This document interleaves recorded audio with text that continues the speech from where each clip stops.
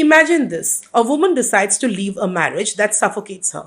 Maybe it's violence, maybe it's constant humiliation, maybe it's simply the absence of respect, intimacy, or care. She takes that decision, the most difficult one of her life, thinking freedom might taste better than endurance. But the moment she steps out, she doesn't just face her ex husband, she faces her parents' disappointed looks, the whispering neighbors, the relatives asking, "But couldn't you adjust just a little more?" And suddenly her private decision is transformed into a public spectacle. Her pain becomes a matter of family honor.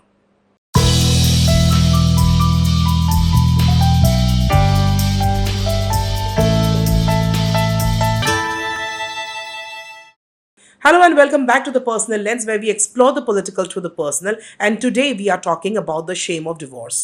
How women across cultures, especially in South Asia, are burdened with the weight of family reputation when marriages fail. How divorce is treated less like a personal choice and more like moral stain.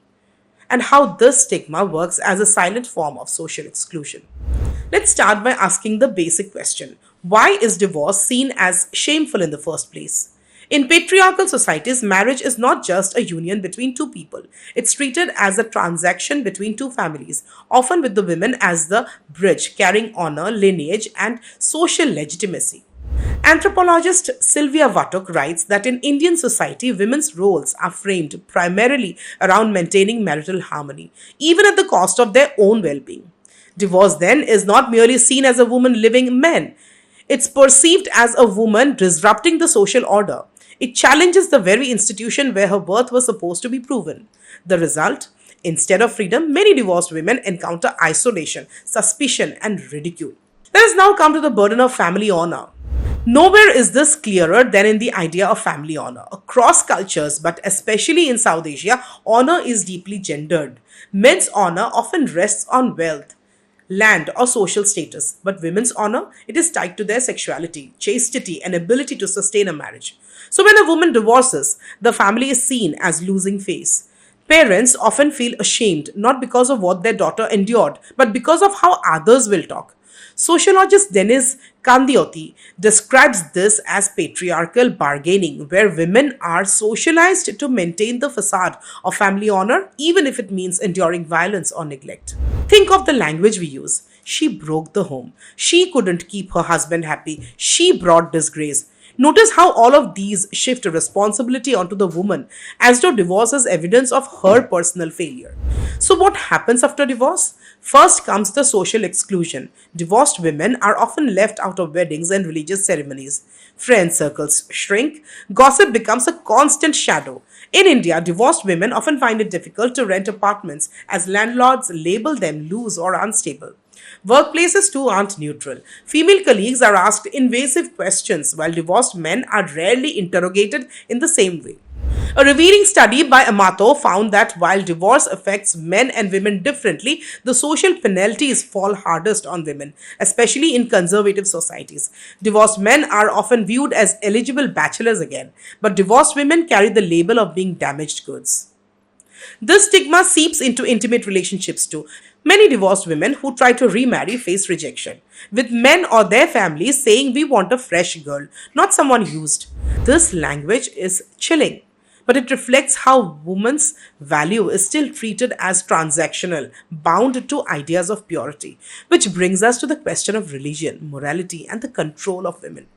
So let's touch on religion and morality. Almost every culture has religious narratives around marriage. Marriage is sacred, ordained by God forever. But here's the catch: these ideals are often weaponized to police women's autonomy. In Hindu traditions, marriage has long been seen as a sanskar, a sacred duty. Divorce was legally permitted in India only in 1955 with the Hindu Marriage Act. In Islamic law, divorce has always existed, but women initiating it face more resistance. In Christianity, especially Catholicism, divorce has been historically condemned. Religion in these contexts become less about faith and more about regulating women's bodies and choices. And morality gets fused with honor. Divorced women are painted as selfish, immoral, or bad influences, or other women.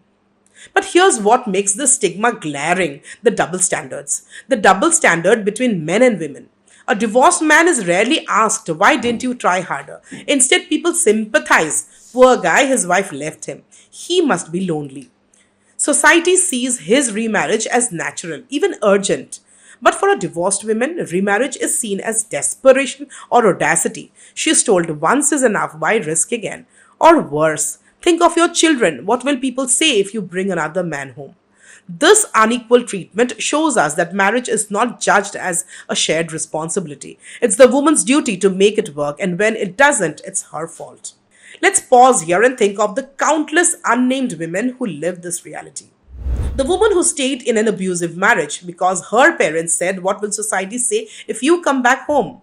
The one who left only to be labeled characterless. The one who won custody of her children but was constantly told they would suffer without a father. The one who never remarried because every prospective groom asked, "Why did your first marriage fail?" These stories are not individual tragedies, they are systemic outcomes of a culture that values family honor above women's dignity. Let us now talk about the law, rights, and the gap with reality. See, legally speaking, divorce is a right. The Hindu Marriage Act, the Special Marriage Act, Muslim Personal Law, Christian Marriage Act all provide grounds for divorce. Women can file on grounds of cruelty, desertion, adultery. But here's the gap: law on paper versus lived reality. Even today, women fight long, draining battles in court to prove cruelty or neglect.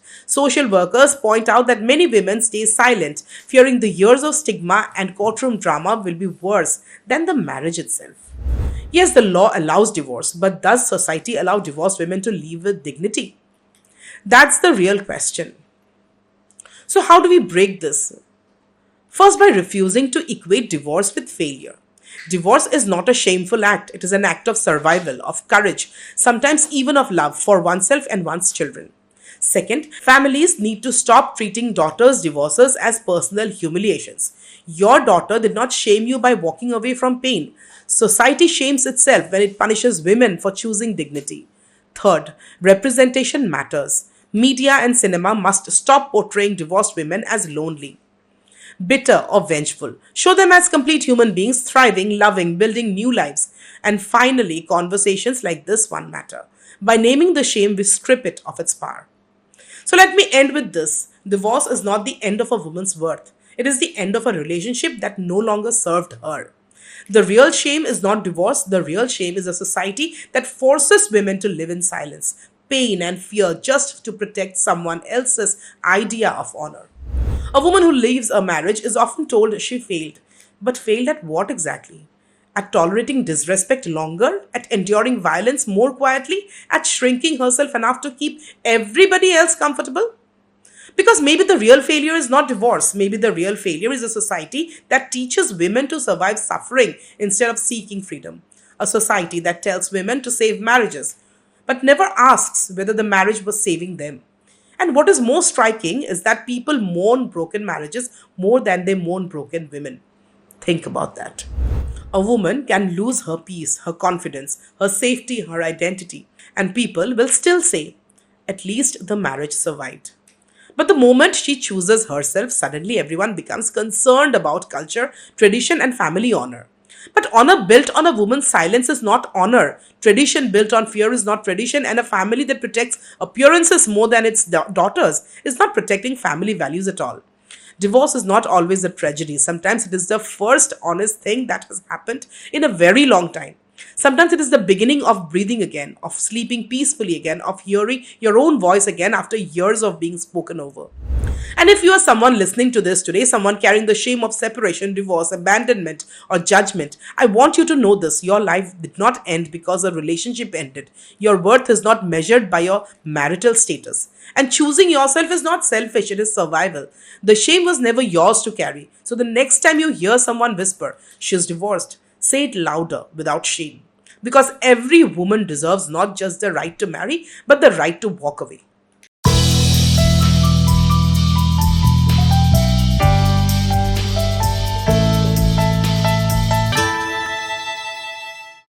This is the personal lens where we uncover the systems hidden inside everyday lives. If this episode moved you, challenged you, or reminded you of someone whose story deserves compassion instead of judgment, share this conversation. Because silence protects stigma, but conversations dismantle it. Write to us in the comments or at the email given in the description. Do like, subscribe, and share. And until next time, question the norms, unlearn the shame, and remember no institution, no tradition, and no idea of honor should ever cost someone their dignity. Keep looking through the personal lens.